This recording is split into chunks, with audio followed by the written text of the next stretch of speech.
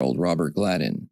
On August 27, 2012, Robert walked into the cafeteria of his high school holding a shotgun.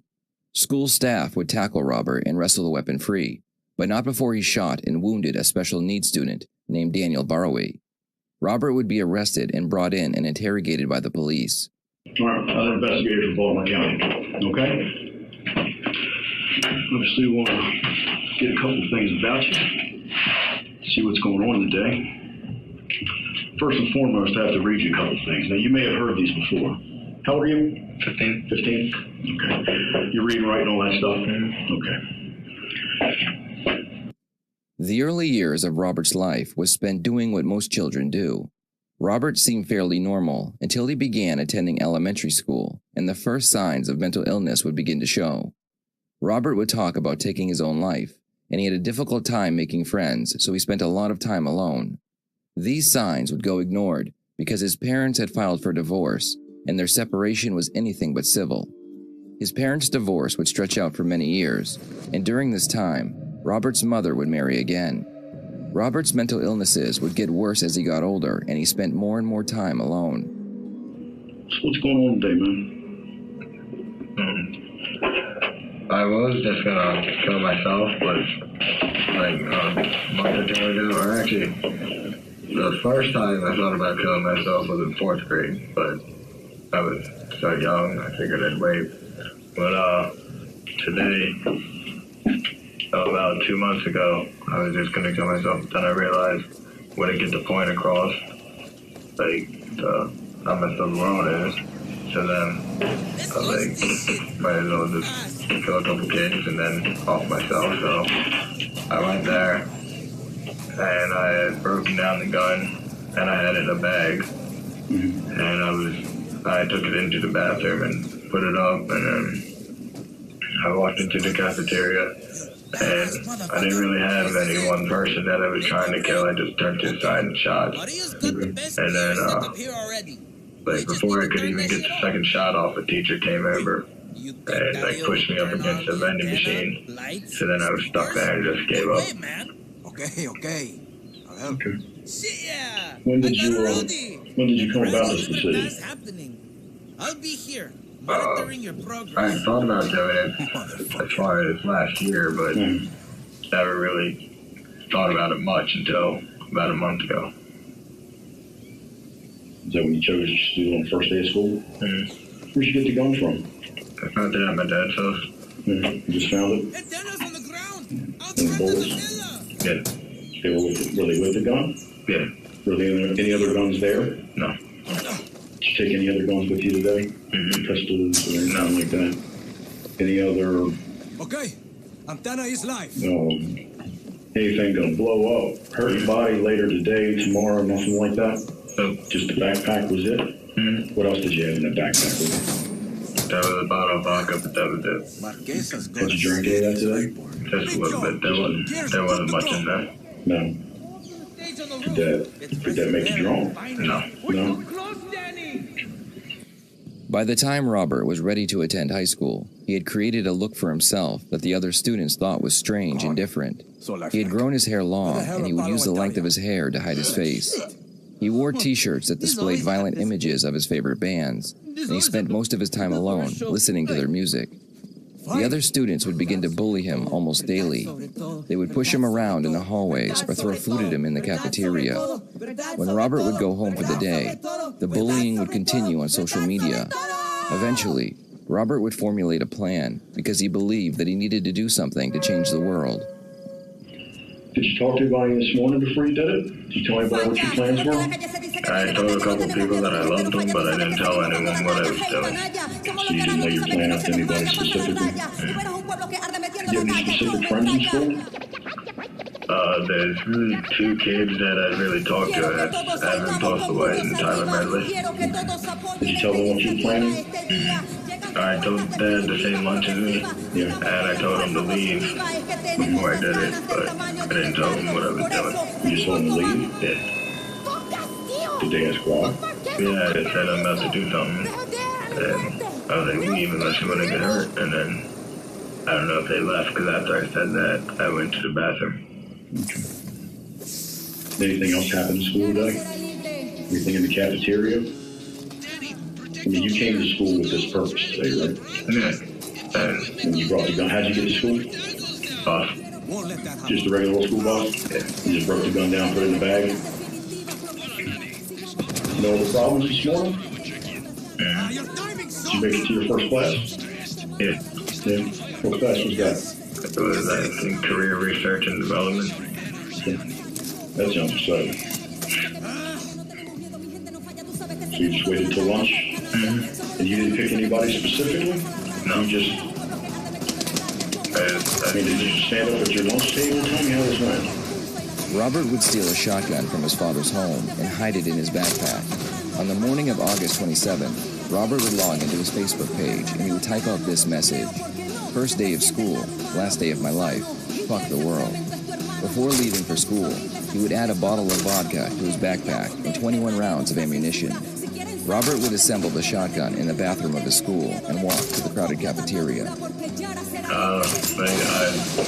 I had it in the bag, so I went into the bathroom and I assembled it in there. And the pants I had really deep pockets, so I put the stock in the pocket and then put it under my shirt. And as soon as I got in the cafeteria, I just pulled it out and turned to the side. I pulled one trigger, and then the teacher came over and grabbed me, and the gun was like that. So it was stuck there, and I just walked out. Did the gun go off a second time? Yeah, but it didn't hit anyone that I'm aware of. So the first time you shot, you were trying to shoot somebody? Yeah. You just didn't care who at that point? Do you know what kind of bullets goes in that gun?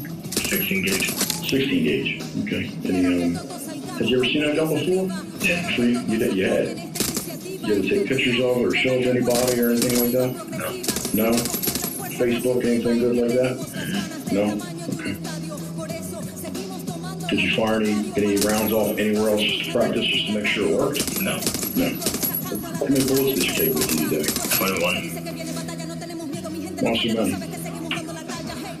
Figured if I'm gonna do it, might as well go alive. So I believe you said in the beginning you were going to save the last bullet for you. Yeah. So how many bullets did you have? 21. So how would this have worked out ideally for you? Gotten as many as I could and then gotten to kill myself. So you wanted to kill as many people as you could in the school. Why'd you pick the cafeteria? There's kids there at once. Yeah, that's where the largest group would be. And you're just going to kill yourself at the end of it? We murdered it! Best show ever! Wait, Alias at the Viking? Kind of like Columbine or something, isn't it? You familiar with that? Is that before your time? Know what it is? Have you read about it or anything? Yeah. A lot? Not a lot, but I know about it. Yeah. The detectives have Robert's confession, witnesses, and video surveillance footage. But now they need to find out how dangerous Robert really is. They need to find out if he planned this attack well in advance, and if he will do it again. They will also need to discuss his mental health, because they need to prove that he was aware of what he was doing, and that he knew what he was doing was wrong. Lawyers will use a defense strategy in which they try to prove their client is in fact insane, and that they have a mental defect, which makes it impossible for them to understand their actions.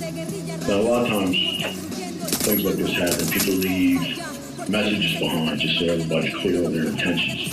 Did you leave any notes? They searched me and I had a note in my pocket. I don't know what they did with it. Okay. What was that note about? It was just, I was really making it like a joke of a note. Like, I'm in a band and it's really just a joke. And, basically 2 paragraphs of the note was just telling people to listen to my band. And then after that, I was just writing really random stuff. Like I would write something and then that made sense, and then out of nowhere, I was just like, oh, dang, forgot to feed my fish. Just so people would get confused. But I don't know what they did with that. Okay. No other video postings or? I mean, on Facebook, my class before lunch, the class before lunch, I said, today's first day of school and the last day of my life. but that's it. So your mind was made up at that point? It was getting done? It, Did you think about doing any other instead of the cafeteria, maybe homeroom? Any specific teachers in mind or anything? when I very first thought about doing it, like mainly back last year, I had a teacher that was really a big bitch, and I thought about taking her out, but I figured it'd be too much work. You don't have a classroom for this year? No. So you decided on the cafeteria? That's where you get the most impact? Mm-hmm. Did you aim for any of the teachers that were in there? No.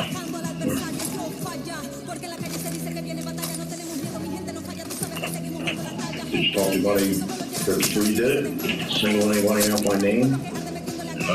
See anybody in the bathroom? My two friends, I told them to leave, but I think I told you that. But, Hollered at it? yeah. In the bathroom, there were kids in there, but I went into the stall and closed the doors and didn't see something or anything. Doesn't say nobody stopped you? Or nobody freaked No out? one saw me. But I mean, is that why you went into a stall? Oh, yeah, so no one stopped me. I got you. Okay.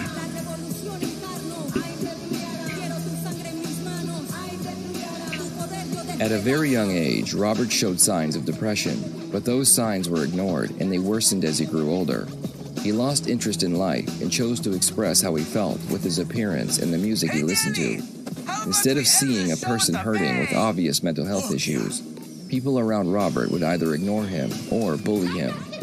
Studies have shown that 87% of school shooters left behind signs that they were victims of severe bullying, and Robert was no different.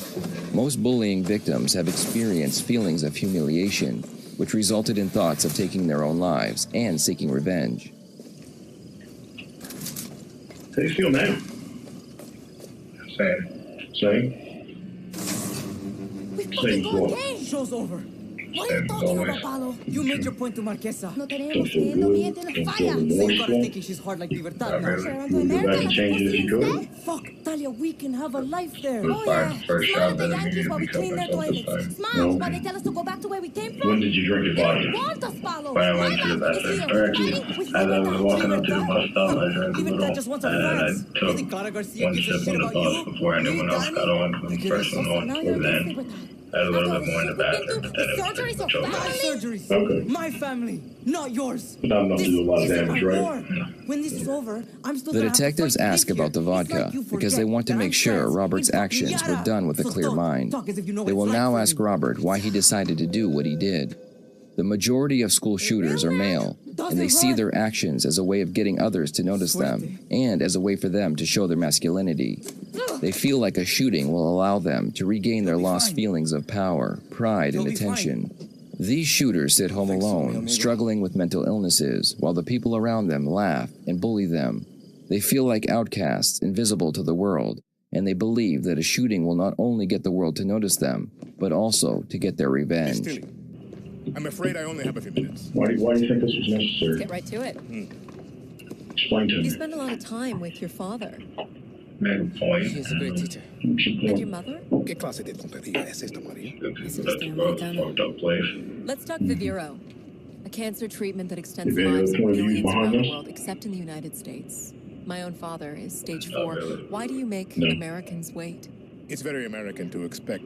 Did you explain anything further in Refuse your note? diplomatic overtures, even promises to lift the blockade. I said, I'm sorry about your father. really don't enjoy life. Just like Really everyone no else. point. Yesterday, your network, Yaravision, was hijacked by rebels.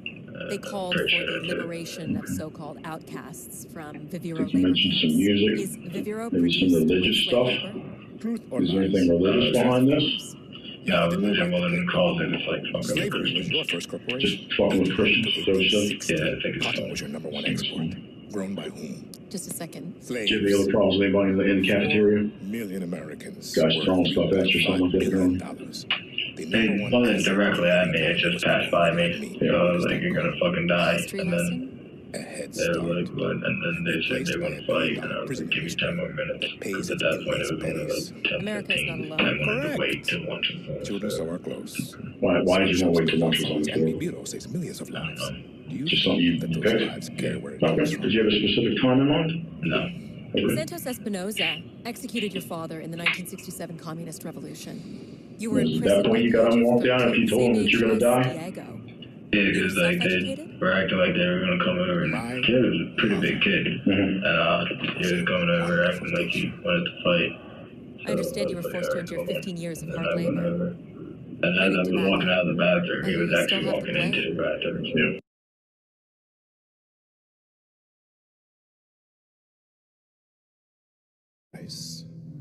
When I give my Vibiro to America, my methods, your questions, no one will care. We're done here? For their father.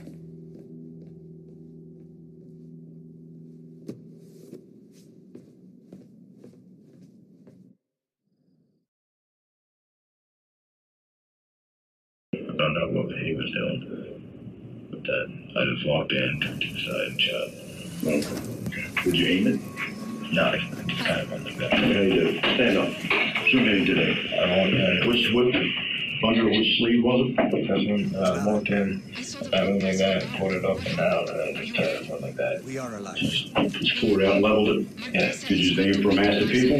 Yeah, there was a pretty big group. Okay. And I just went like that. Just went for the biggest group? Yeah. Get to both stuff. Okay. Was it a teacher that grabbed you or a student or something? My best plan. Yeah, the teacher from over on this side came over, and I didn't see him, so he grabbed me and he comes like that up against my chest. So then at that point, I just let go, and him and another teacher and a police officer there came over and got me down. Now, at some point, they gun went off a second time. Yeah, as they were up against me, I pulled the trigger again. So you pulled it again? Just to see if they would let go. Oh, okay. They didn't. But they didn't. Now, if that second shot would have hit anybody, that wouldn't matter, would it? No. Were you trying to get it to yourself or towards one of them, or they just have you pinned up so you pulled the trigger? Yeah, they just had me pinned up, so I pulled it. Okay. The detective just finished with his questions, so now a mental health expert will talk with Robert. They already have enough evidence to secure a guilty verdict, so now they want to understand why Robert did what he did. As I said before, they also want to make sure he is of a sound mind, and he was fully aware of his actions. During this interview, it seems like Robert was fully aware of what he did, and he shows no signs of remorse. Even after Robert was sent to jail to await trial, he still showed no emotions or any signs of remorse. It wasn't until after he was diagnosed and he began receiving treatment for his mental illnesses, it was then he would suddenly show concern for not only the victims, but also his own life. Robert would make a public apology naming the victim he wounded, and he would beg the judge to spare his life. Courtney, she's a mental health clinician. Okay, is it okay we just talk down, sit down and talk to you for a little bit? Have you eaten and everything? Yeah. Okay. When they get you to eat pizza. Go easy. Alright. We'll probably ask you a lot of questions that you've already answered probably 100 times already. About 2 months ago, I was going to kill myself, but I realized that wouldn't really make a point or anything. So I figured if I'm going to die, I might as well do something crazy. And then I started first year of school.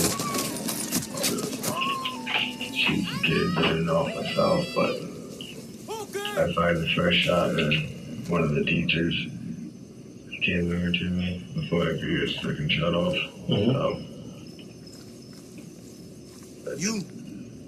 I only shot one person. You ever been to the Calavera Cave? I didn't have any. Not just a tourist targets.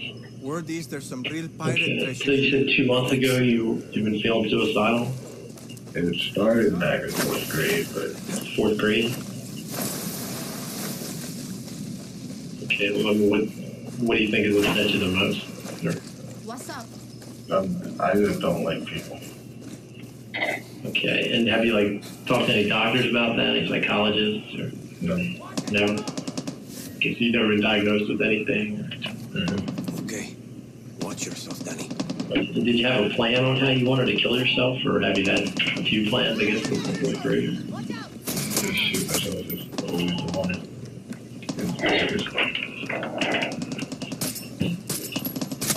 Okay, what's the closest you've ever come to that? Today. Today? Okay. You planned, I mean, how many rounds did you have? 21. And you're not sure who the person that you shot was at all? Okay.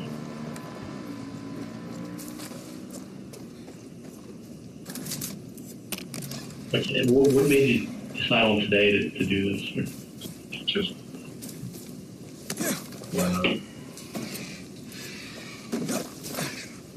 And did you tell your parents that you felt bad, or have you told anybody that you hate the world? Or... No, none of your friends or anything. They ask Robert about his home life, looking for a cause or a trigger for his actions. Most shooters have experienced childhood trauma, such as some form of abuse, absent parent, or a significant loss. Children who go through these life experiences don't feel very good about themselves or where they're going in life. It's often a mix of severe depression and desperation that leads them to want to take their own lives. But what causes them to want to take the lives of others and not just their own? Some believe that it's because their cries for help went unheard, because the adult in their life didn't give them the attention they needed. Others believe that their loss and humiliation will lead to anger, and that anger will lead to blame. They will begin to fantasize about revenge, and some will act on those fantasies. And do you get along with your parents? Or anything going on in your family life and stuff such at all? Are your parents together, or are they? They're divorced. Okay. I got divorced when I was in 5th grade. Mierda.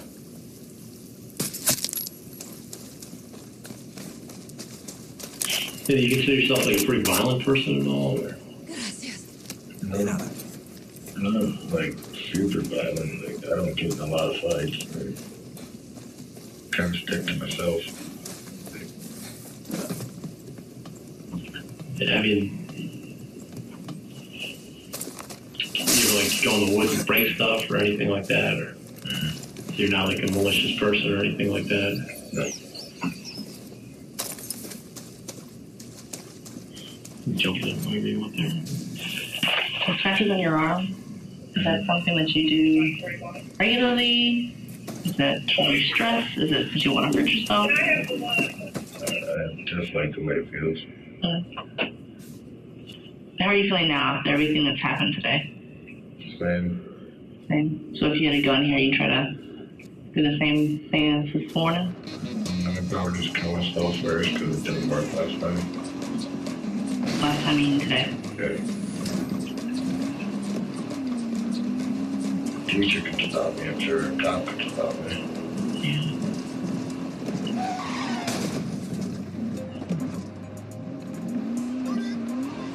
Kelly told you what's going to happen in the future with all this? No. Do you have an idea? Does that make you feel the same? Does you don't care? Yeah, how many friends do you have up at school? There's really only 2 kids that I talked to. That's Tyler and Evan. Tyler and Evan. And how long had you been thinking about doing this? It started last year, but I never really thought about it a lot until 2 months ago. You're saying 2 or 10? 2. 2. So last year you started thinking about doing this? Yeah. Okay. Was there anything that kind of set that off? Or? I had a teacher I really didn't like, and really annoying. So, which teacher was it? Miss Blake. What was so annoying about her? She was really, mean. Everyone hated her. She hated all of us. Wow. Give me something specific. Or... She was really strict. You couldn't do anything. If you got done your work early and you tried to read a book, she would yell at you. You just couldn't. Okay, was there a specific plan to try to hurt her today? Or? No, not today. Have you had plans before to try to hurt her? I never really thought of doing any of them, but I thought about it before. Specifically, what plans did you have? Just the same as today. Bring a gun, try to shoot her. shoot more people when it comes. The biggest issue in this case was the fact that Robert was 15 years old. His lawyers would fight to keep him from being tried as an adult, and Robert himself would write a letter to the judge asking for mercy. His lawyers would argue that Robert was not a dangerous criminal. Instead, he was just a disturbed teenager in need of psychiatric treatment. They would show that Robert changed after starting Prozac, which shows that he responded well to treatment. In the end, Maryland laws would prevail, and Robert would be tried as an adult. Since 1994, the General Assembly has drawn up a growing list of crimes for which Maryland prosecutors must charge children as adults. Teenagers as young as 14 can be charged as adults in violent crimes that can be punishable by life in prison or death. Robert received a life sentence with all but 35 years suspended, which means that after 35 years he will be released, but if he was to break the law, he could serve out the life sentence he was given. And when you started thinking about doing all this, the other school shootings, did you think about those at all? Or, how did you get the idea to... I thought about Columbine a little bit, but not much. Got to be careful here. Didn't really have any effect on it. Okay, and any of the recent shootings have any effect on it, like the Colorado theater shooting or anything? No. On a scale of 1 to 10, 10 being the worst, like the saddest you've ever felt, what would you say you feel now? Can't hide from me. I'm not really sad. Well, how would you describe it? I don't want to kill myself because I'm sad or depressed. It's because I don't like people. I don't see a point in life. That you're just going to die, and there's nothing after that, I think. So what's the point? I'd rather just... I don't enjoy it. It's like a script, because you get up early every day and go to school, and then you get out of school, you get up early every day and go to work. So I just don't want to do that. Was there ever a time you didn't feel like that? Like that life was fun or had meaning or... When I'm with my friends, I have fun, but I never really think of anything. Okay. And what do you like to do with your friends? We just walk around and mess with people.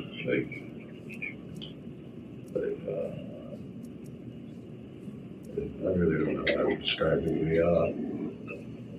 We'll walk around shopping centers and we'll just yell random things Were you curious? Were you concerned at all, like how your parents were going to feel about this?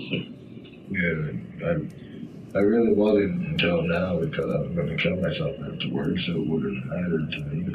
But now I have to deal with it. Do you feel bad at all about the kid that you shot? Not really. Okay, but you still feel like you want to hurt yourself? You still feel like you want to hurt other people? Now let's say they sent you home like today. What, you're saying you would hurt yourself? I'd probably just kill myself. Okay, let's say you didn't have access to a firearm. How would you try to kill yourself? Hang myself, I don't know. Jump off a bridge. For now, Robert sits in a prison waiting to be released. Thankfully, no lives were taken thanks to the quick actions of a staff member. The staff member saw a problem and acted quickly, and he was able to save many lives. If only we could get more people to take action when they see a person struggling with mental illnesses and prevent more of these shootings from taking place.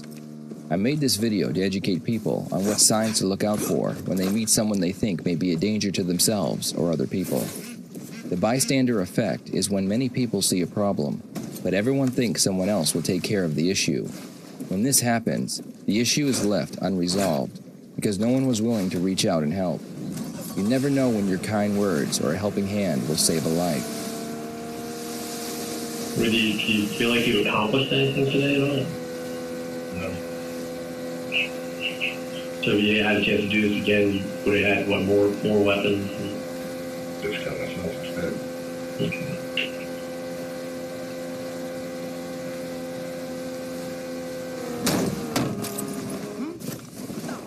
Thank you for watching. I will see you next time here on the Red. I promise I'm not trying to be dramatic or even nosy. I don't know. Just checking on you, my friend. I hope all is well. I hope your boys are well. And if there's issues, let me know. It just ran a chill down my spine when I was in there with something going on Truscott. All right. 212-3083. Hope all is well, and I will talk to you soon. Bye. That's all right. You can stop it. Or is it stop automatically? It's done. Okay. Do you have your identification with you? The only information Wendy has is that the police called her and told her to come in to answer some questions, and that a shooting has taken place near where Dan and her children live. Any other person with this information would put two and two together and demand to know what happened, and they would ask if their loved ones are okay. Wendy just sits there patiently, doing her best to look worried, waiting for the officer to tell her what she already knows. Hey, that's Daddy. The Army just finished setting up an anti-aircraft site. Marking it on your map. Thanks. So you never took the last name of Markle? No. A-D-E-L-S-O-N.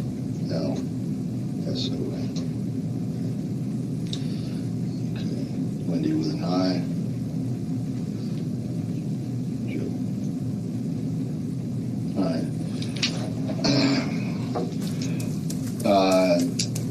There was a shooting at your home, or your ex-husband's home, at 2116 Truscott. Okay. Your ex-husband, Daniel, all right, has been taken to the hospital.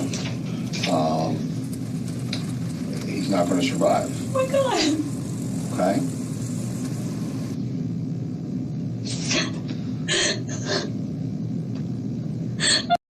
This is 15-year-old.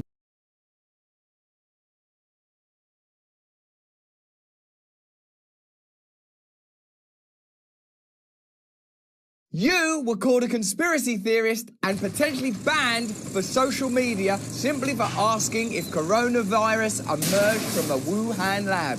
Well, now the WHO is finally asking the same question. Hello there, you 5.6 million awakening wonders. Thank you for joining us on this voyage. Thank you for staying true to yourself, for continuing to awaken with us, for refusing to falter and fail when there's so much temptation to be ordinary, dumb and normal. Well done for staying awake. If you ain't turned on the notification bell yet, turn it on right now because we need you with us. And if you want to do a live day with me, Wim Hof and Vandana Shiva, them two great teachers, I consider them elders, on July the 10th in the UK, you can camp there and everything. Come along. Join us. Let's get to this story. The WHO are investigating the Wuhan lab theory after dismissing it as twaddle. What? That? It come from that wet market. Near the lab, admittedly.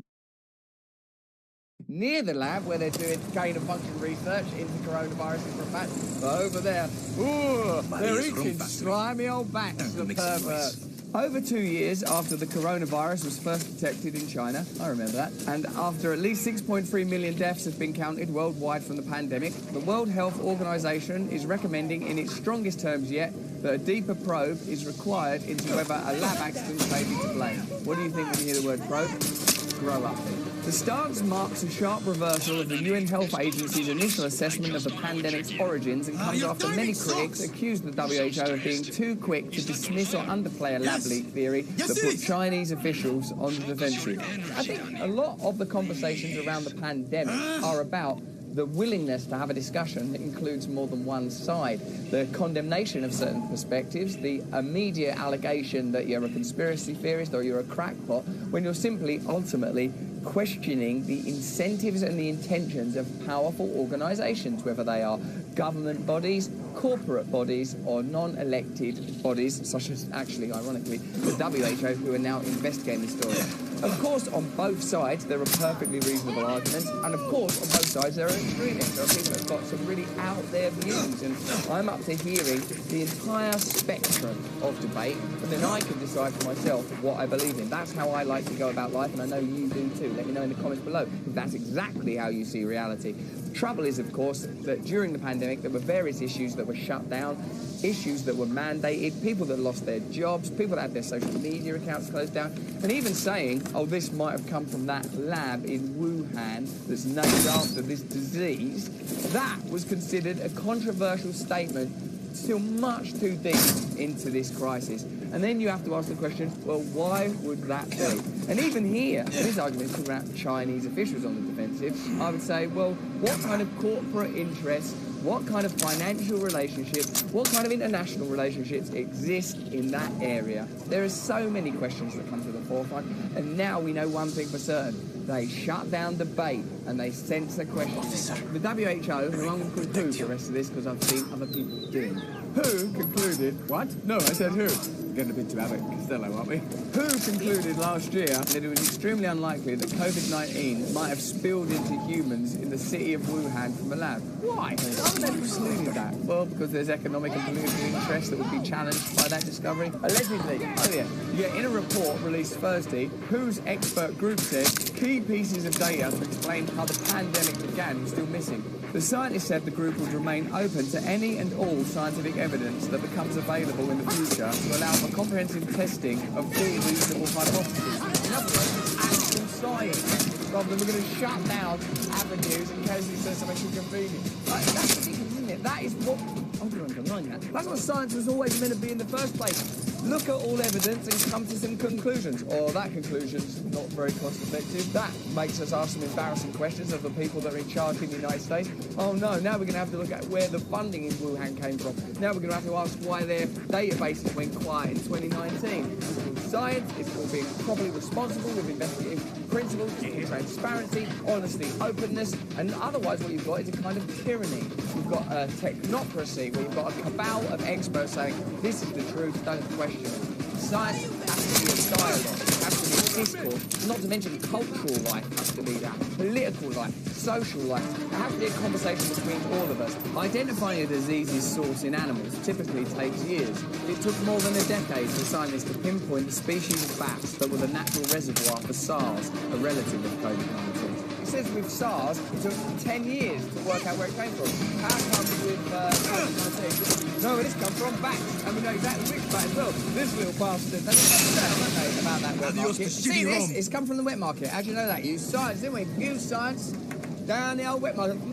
Yeah, that looks like a wet market. Oh, yeah, wet market, that one. You sure you're not saying that it's from the wet market? Because if it came from that lab in Wuhan, not only does it embarrass potentially the Chinese government, it points finger at the pharmaceutical industry, irresponsible lab practices, the very agencies that are coming up with solutions to these problems are the same bloody agencies that caused the fucking problem by funding it in the first place. No, it's not that. It's just using science. We know that it comes from this bat, this particular bat. It's Barry the bat, dirty little bastard that's come out of his bum. We can show you the exact bit of Barry what caused coronavirus. There it come out of that. That's the coronavirus hole. Dirty little bastard. WHO's experts also noted that since lab accidents in the past have triggered some outbreaks, the highly politicised theory could not be discounted.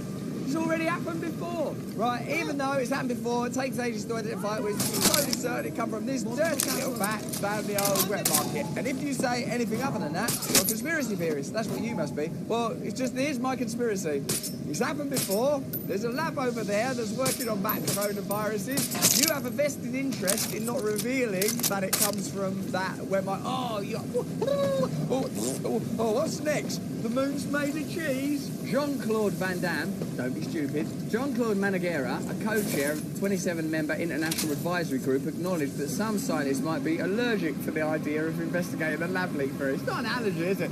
Right, come on, let's get on and investigate this lab leak theory. Oh shit, I'm coming out in transparency, in truth and honesty. I can't cope to the idea of investigating the lab leak theory, but they said they needed to be open-minded enough to examine it. Yes, science! The report could revive accusations that WHO initially was too accepting of Chinese government explanations. Don't try and blame the Chinese. The media were involved in this, Big Pharma's involved in this, the agencies, the CDC, they were all involved in this. Oh, do you know what it is? It's a bunch of Chinese. Do you remember when Donald Trump called it the Chinese flu? Remember that? It comes from China.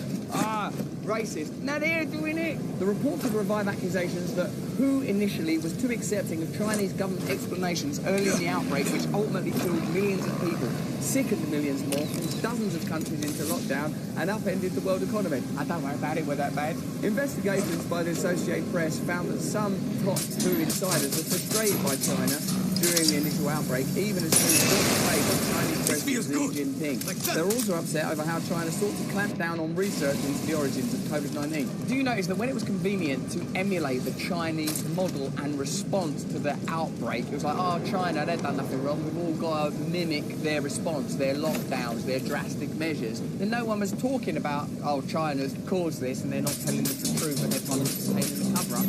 Now we move into a new phase where it's like, oh shit, that's come out from the lab. Allegedly, which they probably do in the first place. Allegedly. We know for a fact they were having conversations about that much earlier in the timeline than they publicly admit to. You know that they unduly promoted the idea that it could have come from that wet market. Allegedly, it was a more convenient sort of obfuscating, murky, blameless theory. Oh, wet markets, oh, their culture. Can't stop people eating crazy stuff down the market. What are you, a racist? Now it's convenient to blame China because then you don't just recognise Western involvement in the construction of that narrative. But you remember, and I remember, how the media reported. We remember what Fauci said, remember what people in Britain said. Now they're not lying about stuff that we don't know about where they could be telling the truth. They're lying about stuff we can actually remember. Like, hold on, remember what you said now, so this definitely is a lie. You're like a little child. They try to force us deeper and deeper into these kind of paternal relationships, make us doubt our own minds, gaslight us into dumb idiocy and constant compliance. Former US President Donald Trump speculated repeatedly without evidence that COVID-19 was started in a Chinese lab, or at least evidence that he could publicly reveal. He also accused WHO of colluding with China to cover up the outbreak, citing the UN health agency's continued public praise of the country despite China's refusal to share crucial data. Jamie Metzl, who sits on an unrelated WHO advisory group, has suggested that the group of 7 industrialised nations set up their own COVID origin probe, saying WHO lacks the political authority, expertise and independence to conduct such a critical evaluation. Metzl welcomed WHO's call for further investigation into the lab leak possibility, but said it was insufficient. Tragically, the Chinese government is still refusing to share essential raw data and will not allow the necessary full audit of the Wuhan labs, he said. I'm not saying that the Chinese are cooperating or that the Chinese are blameless. I'm sure all of that's true. I'm just saying I remember how this was reported on. I remember how this was set up by Western governments, and I think it was expedient then to exonerate Chinese involvement, and it's convenient now to emphasise the problems that are particular and specific to the Chinese, because it stops the culpability train whizzing through stations such as CDC, American government, American media, Big Pharma, all necessary stops on this investigation. In March 2021, WHO released a report about COVID-19's origin following a highly choreographed visit by international scientists to China.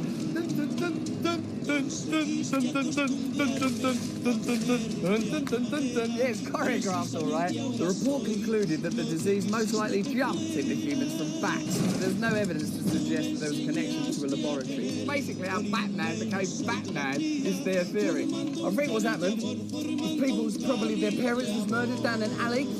Then they've seen a bat, and they've probably gone, well, that would have solved it, so I'll pretend to be that. And then that's how you've got coronavirus. What about that lab? Yeah, after considerable criticism, including from some scientists on WHO's team, why are they not listening to valued members of their own team? Scientists unemployed to investigate.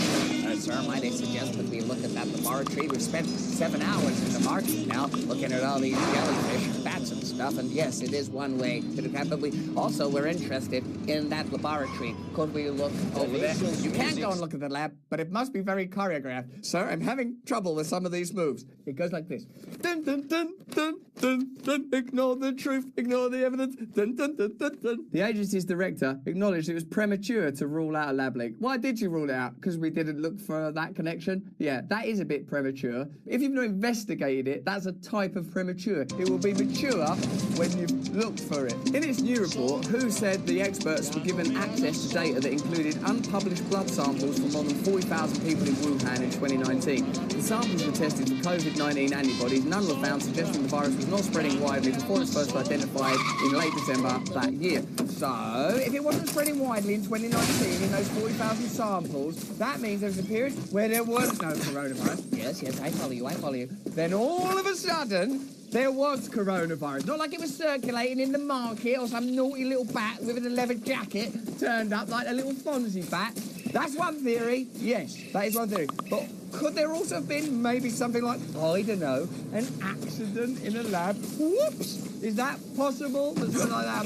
Oh no, it's not worth investigating that. Let's just really focus all our time on finding a bat in a leather jacket. To investigate whether COVID-19 might have been the result of a lab accident, whose experts said the interview should be conducted with staff in the laboratory tasked with managing and implementing biosafety and biosecurity. Wouldn't that be... Sounds like some useful I don't think I'd have even got down to the wet market before I went, right, there's this lab where they do what? They do gain-of-function research to make bat coronaviruses more aggressive and contagious.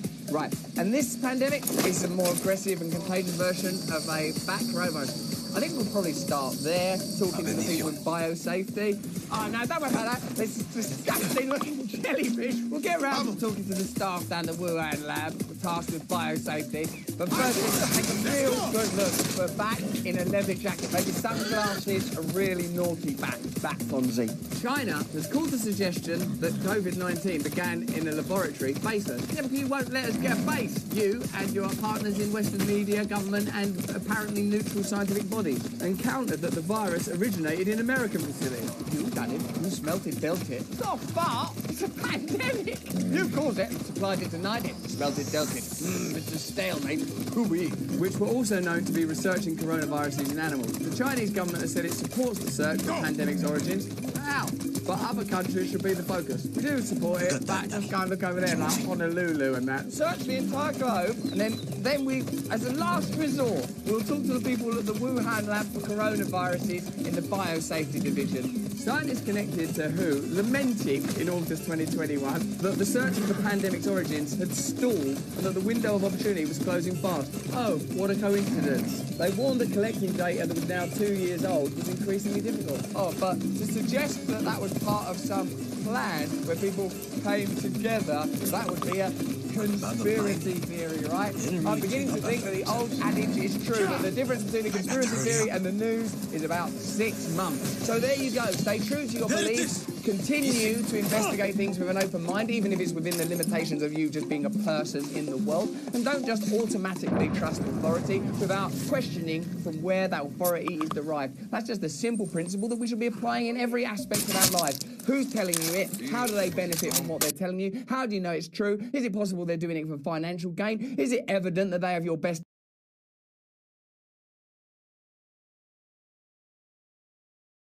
Financial freedom. It's what everyone wants. The ability to not worry about money. The ability to flex on it. And also sit on a beach for some reason with a laptop, which I'm sorry is a dumb fantasy. Sand and keyboards do not mix. All you've done is give yourself a terrible experience with both. Sorry to go on that weird tangent, but also it needed to be said. The point is that everyone wants financial freedom. And many people look to cryptocurrency as a new way to get it. Because nobody trusts the monopoly man controlling the money printerino anymore. And because of that, a lot of new people have been happy to step in and promise to be the solution, the new monopoly man, if you will, but a better one, sort of. Enter Celsius, who we're talking about today. A company that takes crypto and also lends it, that pitched itself as being a new place to put your money and borrow money. But that's kind of not a bank. It calls itself a new economy, an economy where, quote, financial freedom doesn't come with a price tag, which sounds about as believable as a diet pill that gets you a six-pack without the exercise. But even so, Celsius's pitch was undeniably effective, promising up to 10% a year on your money. Since they opened their doors in 2017, they've taken in a grand whopping total of $25 billion worth in crypto. And for a while, things were going great, right up until on June 12, 2022, they suddenly collapsed without warning. The Yara Marine Maintenance is where they take out the military boats for the blockade. How could this happen? I bet you learned something useful that is what we are trying to answer today. I've done a shorter video on this, which we'll link here, but this time we're going to go much deeper down the rabbit hole because I believe Celsius is unfortunately finished, insolvent, and I'm about to tell you why. It begins with one man and his vision. Be nice. You know, we need someone to help us with our financial accounts, with our financial life. And normally we trust people that we think are acting in our best interest. But what if these people are not acting in our best interest? What the banks really think is that because we have to trust them, we cannot trust somebody else. So they don't believe that a company like Celsius can exist, because who would be crazy enough to give their coins, their crypto, to somebody who's not a bank? Let's go. Right? That is Alex Mashinsky, the creator of Celsius. He's critical to understanding the collapse of Celsius.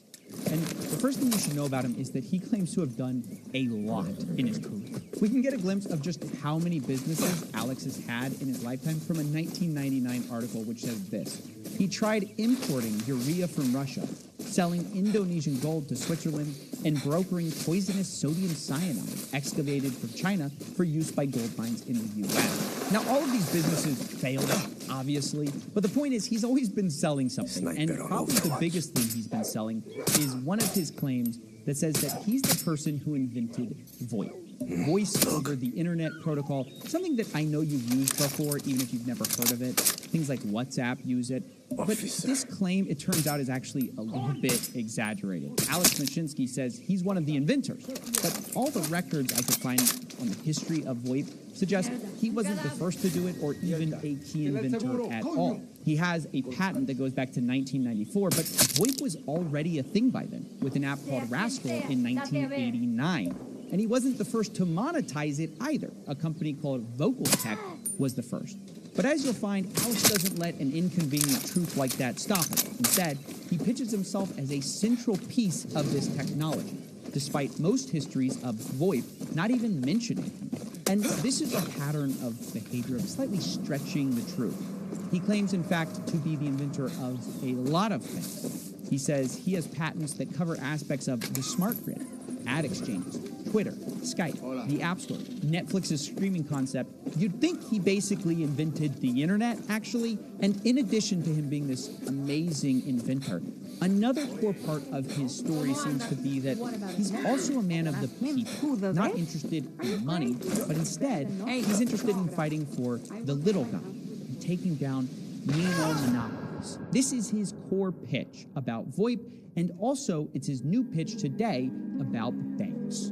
So I fought the monopolies my entire life. I mean, I fought the phone companies, I fought all the different people who thought that it was a God-given right for them to charge high rates forever to all of us. And so VoIP was a great example of that, right, where basically we created a new technology, a new platform, completely decentralized, completely autonomous to the entire phone lines infrastructure, and it rode on the internet for free, right? So the same thing is happening now with money, right? And this is the first time that you can basically replace the banks. The internet hasn't been able to do it. The first time that the technology, the crypto technology and the blockchain technology can replace the banks completely with peer-to-peer. So we're going from voice over IP to money over IP. Money over IP. He says that's his new project with Celsius. And I gotta say, MOIP has to be the worst marketing term for something of all time. It sounds like a chronic disease, honestly. Most people instead usually call it DeFi, decentralized finance, where you cut out the middleman and create smart contracts with little bits of code to replace what we banks do. Lending, for example. Instead of going to a bank, you can go to Compound or Aave to get a decentralized loan. But crucially, in this DeFi world, Celsius doesn't exactly actually fit, because it's not decentralized at all. It's just his company. And this is where things get a little weird, because when Alex Mashinsky describes what Celsius is in theory, it sounds like he's eliminating banks. That is the killer. The application of basically eliminating the toll collector is the purpose of the blockchain. But then when he describes what Celsius actually does, it sounds like he is a bank. So Celsius Network enables you to deposit your coins, it enables you to lend them to someone else, and you get to keep 80% of the value. I mean, you just heard it. Celsius takes deposits and lends money.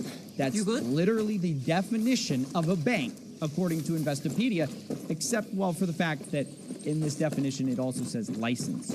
And in that one sense, the worst sense of all, Alex is correct. Celsius is not a bank because it turns out they're not licensed to do this. If your bank loses money, for example, it's insured. If Celsius loses money, well, you're out of luck. And this verbal sleight of hand is a pattern with Celsius. Mashinsky would use words like deposit and withdraw, which sounds like banking terms for a savings account, don't they? But in their terms of service, they explicitly spell out that these aren't banking terms at all. It's not what they mean. Instead, Celsius considers these deposits actually a loan to them, that you are lending to them to then lend to somebody else. And when you withdraw your money, you're not withdrawing from an account you own. You're calling your loan due, basically. And it turns out that's a pretty big difference. The other big trick they did was convincing people that, like a savings account, they said their Earn program, where you could get up to 10% a year on your deposit, they said it was low risk, incredibly low risk, as seen in this clip. Bitcoin pays dividend. Try Celsius. How does Bitcoin pay dividend? 6.2% dividend. Because we earn yield. How do you earn yield on Bitcoin? What do you do to generate income on that Bitcoin? I'm happy to spend an hour with you. Yeah, you're trading it. You've got to be taking tremendous amount of risk. The Bitcoin itself doesn't generate any yield. It does, just like any other asset can generate yield. Gold, no, but what earnings does the Bitcoin generate? Gold generates 5.5% at Celsius yield. No, tokenized what gold are you doing to generate that? 5.5%. You must be taking tremendous risk to generate those returns. Well, that turned out to be right. They were taking tremendous risk. Now, I spoke with a Celsius insider who, on the condition of being anonymous, told me that, quote, they were kind of degenerate in their DeFi pool. So it turns out they were taking tremendous risk, according to their own people. And I also spoke with a crypto group called Dirty Bubble Media, who's been tracing these actions a long time before it fell apart to understand more. And I asked him, how is it possible that Celsius could earn 10% on their crypto? Here's what he told me. Essentially, they were engaging in some fairly risky practices, essentially taking borrowed assets and lending on them multiple times in order to try to maximize the yield. And most of their yield was likely coming from stablecoin loans. At least their claims are that they were making these large loans of stablecoins out to institutional traders who were engaging in undescribed or undisclosed activities that somehow generated the returns sufficiently high enough to make these 10% or higher payments. One way I had heard it described was that people thought they were investing in a bank with Celsius, but actually they were investing in more like a hedge fund. Do you sort of agree with that?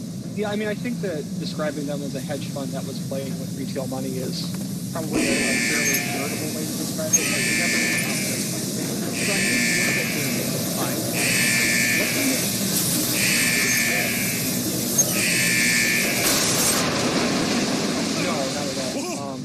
So what part of their strategy is using DeFi to access stable coins. So, for example, they would borrow Ether from their customers.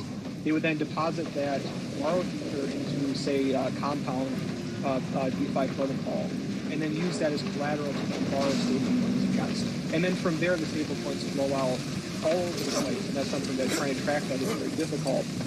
But essentially, I mean, net, that actually costs them more money than it makes, because first they're paying interest rates out to their customers to borrow the Ether, and then they're also paying between 2 to 3% to those protocols to borrow the stable coins and over collateralized manner. So it was actually costing them money on the part of the part that's actually visible to us on the blockchain. Anybody home? So they're making all these bets, some of them risky, and I guess you found that some of these didn't exactly pan out. Can you explain that? Yeah, so there were a couple of mistakes that they've made that I found, and there are probably others as well. One example of that was this thing called Stakehound, which, to get into it's a little bit complicated, but essentially they were using this service to take some of the customer Ethereum and deposit it to this ETH2 contract, which is something that has to do with Ethereum switching from proof of work to proof of stake. The long story short is that the money that goes into this contract is locked. So you can't access it for a very long period of time, indefinite, at least until the switch occurs. So what Stakehound allowed you to do was is they gave you a derivative token that you could then kind of keep playing with and use to, say, borrow against or lend out. And for a while, the market was using that as equivalent to Ether. The problem was that Stakeout actually lost the keys to over half of the Ethereum or Ether that they had deposited. So essentially what happened is the crypto that they gave them is locked up for essentially forever unless the keys can be found. And the STE derivative token that they were using to kind of stand in for the Ether that they had deposited basically is worthless now. So it was a massive loss. I mean, we're talking tens of millions of dollars. Another example was this Badger DAO hack, which happened several months ago. Essentially, it was like a phishing attack. They were participating in this Badger DAO protocol. They ended up losing $54 million of wrapped Bitcoin. Wow, that's a lot of money. But there's also a side of this in terms of the competence of Celsius, which I think a lot of customers didn't know about at the time. Explain that.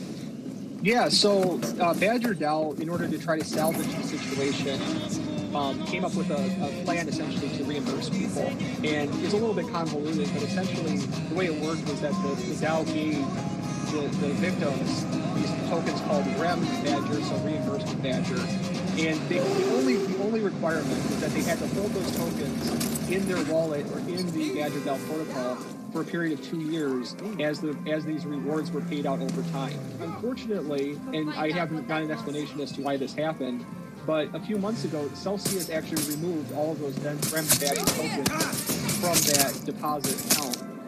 And essentially that means they lost the right to get any more reimbursements from the DAO. Why did they remove the I mean, your guess is as good as mine. So it's literally stupidity, is what you're saying. It was the mistake. Well, so the mistake is so egregious because there was actually a warning screen that would pop up and say, you know, if you do this, you are forfeiting all of your reimbursements from here on out. Tens of millions of dollars just lost because of a stupid, basic mistake. Yes. See, it's stories like this that appear to be something of a microcosm for Celsius, a small example that shows a much deeper problem. Problems like growing too quickly and having bad executives. See, Celsius, by the time of their collapse, was almost at 800 people. Mind you, this is only like a 4 to 5 year old company. And just in the past year, statistics show they grew their staff by 281%. You can just not onboard people this quickly. It's growing too fast and scale too fast. Well, price. Remember that this is supposed to be a budget passing on the savings to their customers, unlike, the big traditional finance bank. But with this, it's not clear how that's possible. I mean, they were likely spending somewhere between $10 to maybe $50 million per year just on employees. And again, this might not be a problem if they were hiring star employees, but the opposite actually seems to be true when we dig into it. Here are a few examples of what I mean. Their chief financial officer, for example, got actually arrested while working for the company under money laundering charges. Their chief revenue officer also got in trouble when he started a business with a convicted money launderer while at the company. And then you also have their head of lending, a 24-year-old whose face I will blur for privacy, who turns out to only really have been in the industry for 4 years before she worked as an adult actress, before coming on to Celsius, and then moved into a marketing assistant position before becoming the head of managing hundreds of millions of dollars of loans. To have someone with only a few years of experience handling hundreds of millions of dollars of customers' money is just always going to be a bad thing. And once again, the insider that I spoke to at Celsius agreed that this was all sort of par for the course. They called it a, quote, story of incompetence. That's literally how they described this whole company. But of course, you wouldn't know about that, would you, if you just listened to Alex Mashinsky, who describes his company in much different terms. He describes it as safe and, of course, totally solvent. Only days before they froze all their funds, Alex was still going on AMAs saying stuff like this. Are our funds safe at Celsius? Can you address that for the audience? Yes, so not just that they're safe. Again, we provided anyone who wanted to withdraw partially or fully. There were no problems. I know people are concerned about the whole market, and they were specifically concerned with the Terra Luna situation that we've publicly stated many times. that we didn't lend to them. We didn't buy Luna or UST. We were not like many others who invested in the project. We didn't have any exposure to that. And not only was he saying everything's fine, he would frequently get angry at people, accusing his owners of not having all the dollars or just asking questions. For example, when this user said that he hopes retail investors can get out, Alex responded, "Mike, do you even know one person who has a problem withdrawing from Celsius? Why spread FUD and misinformation? If you are paid for this, then let everyone know you are picking sides. Otherwise, our job is to fight TradFi together." But it's not just people on Twitter they're going after. When this YouTuber criticized Celsius, he also got in trouble, but this time received a cease and desist letter from him. He joins me now, Upper Echelon Gamers. Why do you think Celsius was so worried about the criticism you were giving them, and how vindicated do you feel that you've basically been right about them this whole time? Alex Mashinsky has a pretty long track record, in my opinion, of making false accusations or false statements, and right up until 24 hours before they closed down all withdrawals, he was saying, do you know even a single person who can't get their money? Why are you spreading FUD? Fear, uncertainty, doubt, right? This buzzword to discredit criticism. So yeah, there is an element of, I guess, there's a personal side to it where I do feel a sense of, gotcha, you know, why would you send me a letter like that? Why would you hyperfixate on one tiny portion of a video that, in my opinion, highlighted very extreme things that should be looked at by the community? Pieces of information that are not well known, things that he's denied in AMAs, such as pretending he doesn't know who Moshe Hogeg is, and yet he was an advisor to Moshe Hogeg's Siren Labs, while also simultaneously Moshe Hogeg was an advisor on Celsius years prior. So things like that. So getting a letter like that hyperfixates on one tiny thing to try and, I think, strong-arm me and intimidate me into not speaking, it does feel good to be right, but like I said, double-edged sword, because being right means a bad thing for a great deal of people. Well said, and I will link his YouTube channel below. The point I'm trying to make is that Celsius didn't just have problems in the immediate term. Some people think they did. Rather, it seems that they had every imaginable problem, from incompetent management to the fact that it seemed like a bloated company. It also is not clear that they were ever making enough yield to pay back their investors. And maybe worst of all, they would publicly put on a front that everything's fine, while secretly trying to hide the fact that they were what looks like seconds away from insolvency. Even a day before freezing withdrawals, their Twitter account was bragging about how quick and easy it is to swap coins with them. They say it takes less time than it took to write this tweet. And this, to me, is unforgivable. They know that they're about to go under, and they're trying to bring new investors in, right? That is so disgusting. Not only that, it also looks like Alex Mashinsky was pretending to be sick. Only 2 days before everything went under, he said that he lost his voice and was unable to attend an AMA and said he had to reschedule it. And honestly, all indications point to the fact they knew what was going on and chose to hide this fact from their customers, who they knew were going to get screwed. Because remember that customers were not depositing, they were loaning to Celsius. This was an unsecured loan. Meaning that when everything goes belly up, well, too bad. You're going to be the last one to get paid as one of the, regular retail investors. On the other hand, a lot of the loans that Celsius did have from other big companies like Tether, who they reportedly borrowed $1 billion from, these were collateralized loans. So Tether boasted the other day that they had no exposure to Celsius's collapse and just liquidated it. It's also worth noting that Tether is a massive shareholder of Celsius. Go figure. So once again, the big guys get out fine and the little guy gets squashed. And so it's at this point that we have to say Celsius Danny, looks the army puts up a checkpoint, especially we if they knock got it down. liquidated for Got one nearby for you if you got the time. They've lost money on Appreciate Badger DAO, on Stakehound. They're losing money everywhere, and everyone wants their money back at the same time. Now, I know things are getting heavy. As I said, Celsius looks insolvent from top to bottom, and there's been talk of them trying to find some way to sort this all out. But I find it very ironic who they turn to in their time of need, this fake bank that sees the big banks, bad guys. You know who they turn to when they finally admit that they screwed up? They turn to Citigroup, which is a bank. That's right, ladies and gentlemen. Can we all just appreciate this fact that this fake bank, which was claiming to, be saving the people, is now turning to a real bank in their time of crisis. You just can't make this stuff up. And that maybe is the only funny part of this whole story, because I do have to say there is some bad news, which is that Alex Mashinsky looks like he's walking away with Let me check here. Millions of dollars. How is that possible? Well, because of Celsius, a crypto token they built around their company, also known as Cell. When it started, it really didn't do much. No real customer demand, but through some clever manipulation and incentives, Alex managed to get himself a real demand for the token that pretty much has no reason to exist. To understand how that's possible, you have to start by knowing that Alex Mashinsky was just sort of given a lot of these tokens to start. Obviously, he's a large individual owner himself, but he can sell them whenever he wants to. And of course, the problem is, why would you buy this token that he automatically has a bunch of money in if it's not like going to give you a share in the profit of the company? So they thought of a brilliant way to sort of create demand out of thin air. So you know how you can invest your crypto in Celsius and earn a yield, right? Well, it turns out that if you simply accept your payment in Cell tokens instead of, let's say, your native cryptocurrency deposited, you'd be paid extra money, extra interest, which is pretty ingenious because it makes people start to get into your token.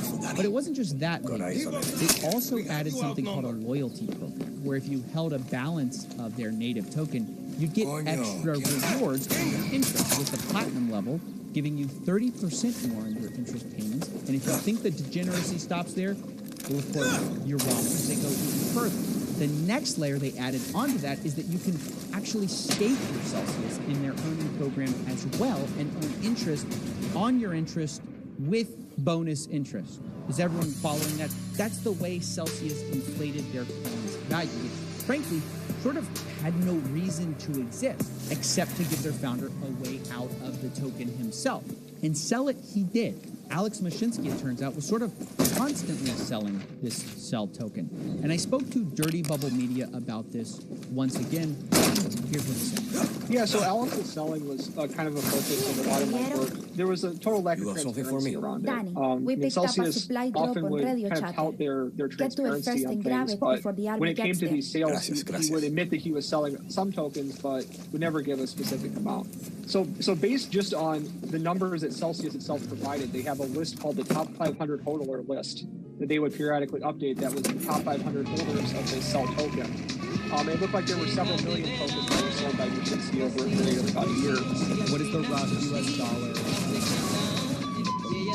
Tens of millions. So he's walking away basically even more rich than he was before, and his users are walking away what seems like maybe bankrupt. Very possibly, yes. Wow, that's ugly. When I later went to the insider I'd been talking to at Celsius and asked them what they thought about this whole situation, they told me sort of a similar sentiment. They said 2 words: it's over. So even though I don't like to give bad news on this channel, despite what everyone thinks probably, I do have to agree. I think Celsius's time as a fake bait, LARPing as Robin Hood, is coming to an end. Ironically, they ended up screwing regular people way worse than the real thing ever could. And it's become a huge cautionary tale to not just listen to people because they're saying what you want to hear. They told people that financial freedom was just an investment away, that they would do all the heavy lifting, and all you had to do was sit back and unbank yourself by banking yourself. And unfortunately, that's just kind of where the story ends. I know it's a bit of a bummer today, guys. Thank you for watching and listening.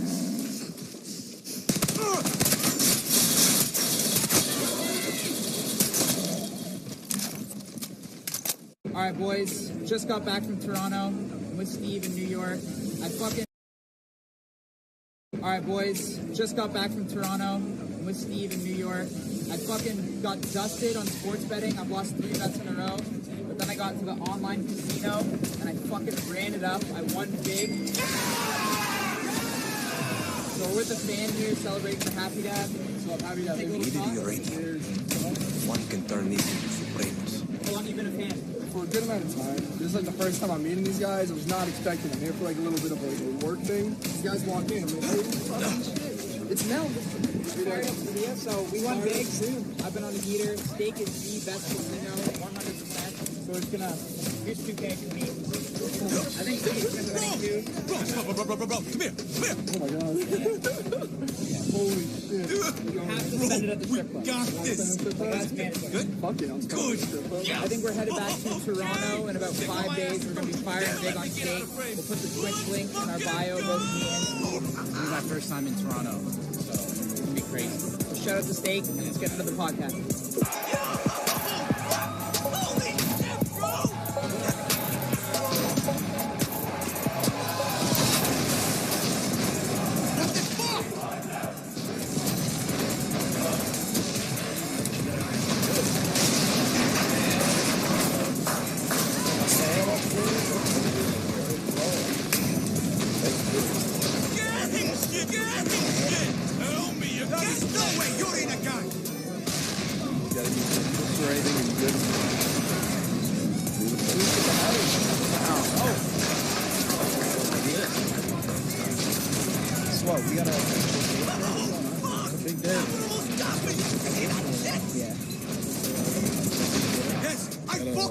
Stone interview. Number one party. I'm pumped for that. I didn't know that. What is having a party tonight? Oh, really? What is the number one point? Well, I mean, in Nashville, you know, kind of. Hey, great time for a core workout. Oh, baby.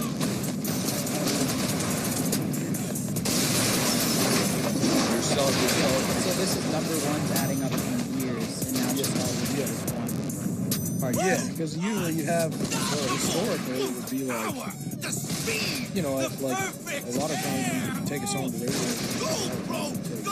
You can take a year. You should try my job. It's way less like this. No thanks. My job is hard enough. You ever have someone say mean things about you online? Devastating, bro. What? Let's fucking go again! Wait, are you serious? Go, mierda! Right, it's tough. It's tough. But really, the thing that sucks to me about not being able to do it is really the whatever you say, man! But it's your number one party. Well, I guess technically. You like walking guys? No, that does. The writers were popular. They're like, hey man, listen, I need to celebrate. Oh, like and subscribe! No, it's actually got presenting ads. What the fuck is up? Congratulations. What's that like?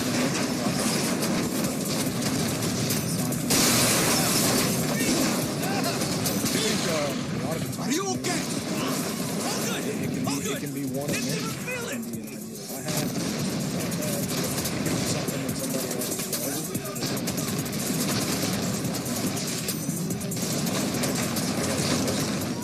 This is murder on my kicks! These are women to police!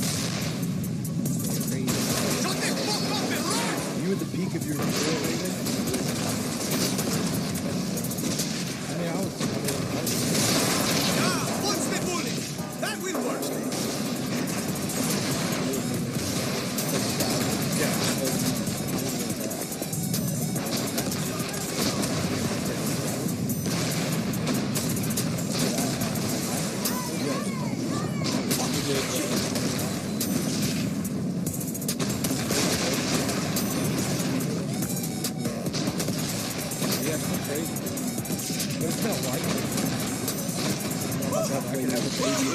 That's what I was going to say. You see shit. Yeah. History of human existence, bro! You would literally went through that. So when do you get the word out about libertad? Is this your first kid? First kid? Oh, man. I got the car seat in the truck. So you're preparing? I'm ready to roll. I got the little mirror. Only way this. Did you do a gender reveal party or anything? It was super small. We did one.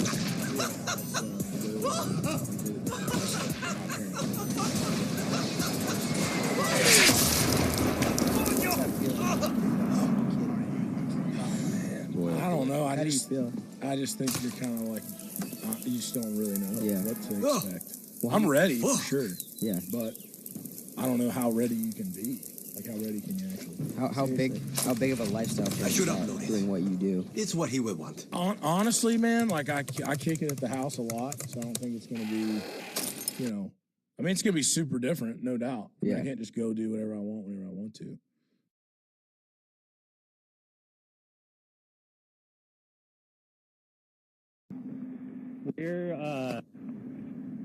Where's the marijuana?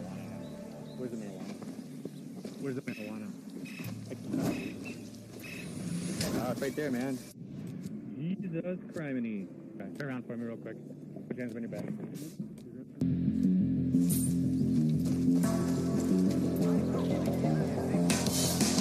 I'm gonna grab a ride.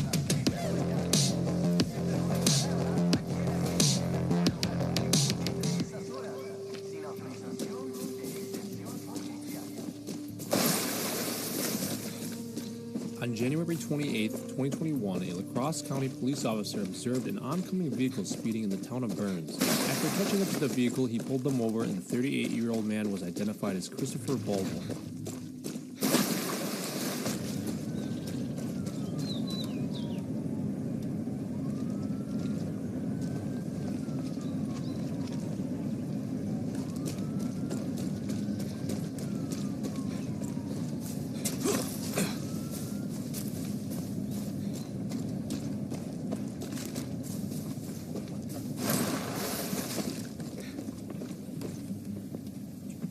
Grabbing a ride.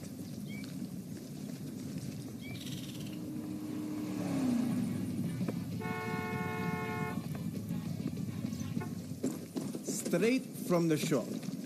Try to keep it in one piece, okay? Thank you.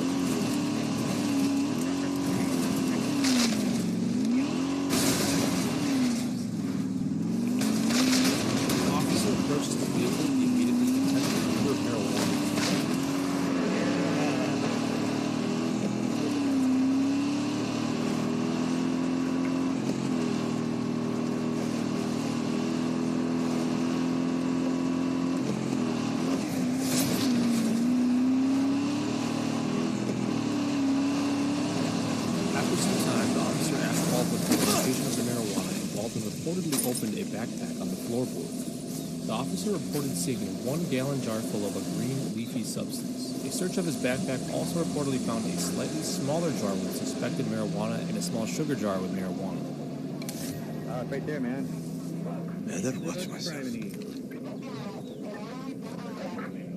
All 3 jars allegedly contained a combined 1,986 grams of marijuana. Better be careful.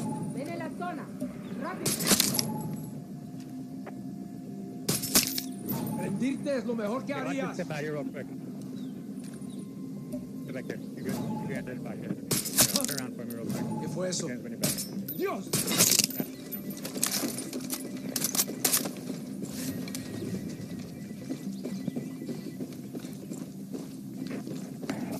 What's 1085? Who's up? Step over here. Step over here. Step in front of the car, please. Step for you right here. Face my car.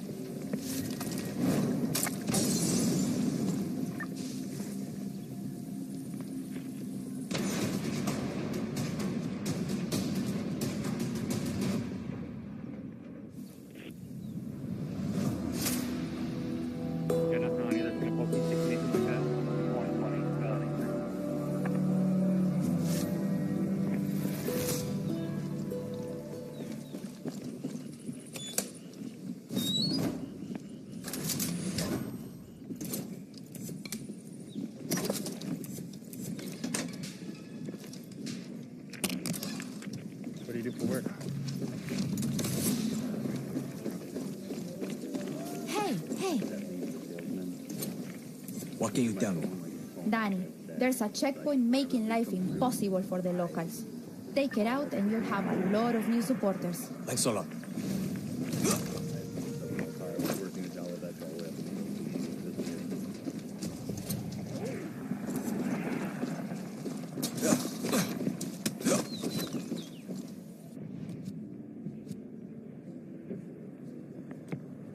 Okay, face my car.